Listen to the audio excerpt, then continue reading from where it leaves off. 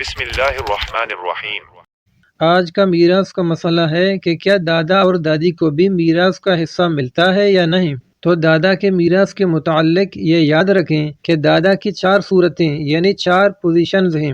ان 4 صورتوں میں کسی صورت میں اس کو زیادہ حصہ ملتا ہے، کسی میں کم اور کسی میں بالکل نہیں ملتا، محروم ہوتا ہے۔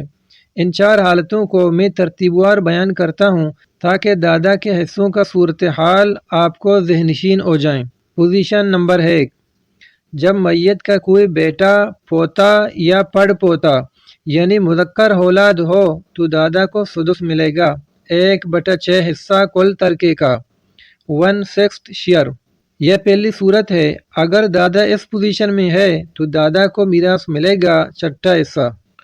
دوسری پوزیشن، میت کی نرینہ اولاد کسی درجے میں نہ ہو، یعنی بیٹا، پوتا، پڑ پوتا نہ ہو، لیکن میت کو مؤنث اولاد ہو، مثلا بیٹی، پوتی یا پڑ پوتی ہو، تو اس صورت میں دادا کو سدس 1/6 حصہ بھی ملتا ہے، اور سدس ملنے کے ساتھ دادا اسبابی بن جاتا ہے، اور اس کو دوسرے اصحاب فرائض کے حصے، مثلا اگر میت کا بیوی ہو یا ماں زندہ ہو تو ان کے حصے دینے کے بعد بقیہ ترکہ بھی دادا کو مل جاتا ہے اسبا ہونے کی وجہ سے۔ یہ ہو گیا دوسری پوزیشن۔ تیسری پوزیشن، اگر میت کی نہ بیٹی ہے نہ بیٹا اور نہ پوتا پوتی، یعنی کوئی مذکر اولاد یا مؤنث اولاد نہ ہو، تو اس صورت میں دادا عصبہ محض بن جاتا ہے، یعنی بجائے سدس ملنے کے ڈائریکٹلی عصبہ بن جاتا ہے، اور دیگر اصحاب فرائض اگر موجود ہوں تو ان کے حصے دینے کے بعد باقی تمام ترکہ دادا کو ملیں گے۔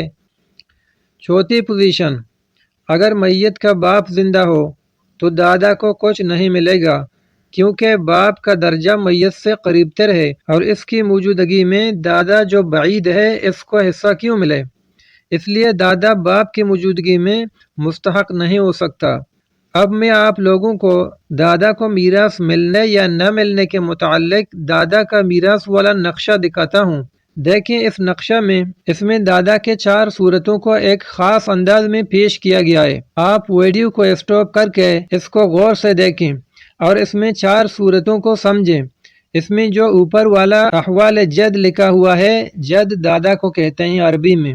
آج کے اس ویڈیو یا نقشے میں کہیں بھی آپ کو سمجھنے میں دشواری آ رہی ہو تو کمنٹ میں پوچھ سکتے ہیں۔ اب رہا دادی کا مسئلہ۔